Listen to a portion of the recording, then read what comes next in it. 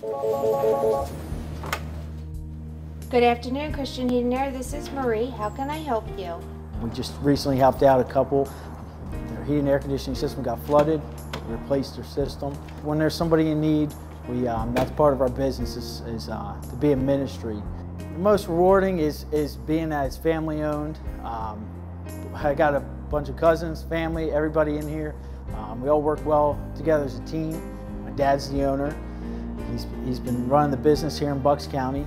We service Bucks County, Eastern Montgomery, and Northeast Philadelphia. We'll dispatch a technician out to their home if they have an older system. We want to replace it with something more high efficiency, something that could save them on their utilities. We could do that, and we also help out and work with new construction builders. We could help you with all your HVAC needs.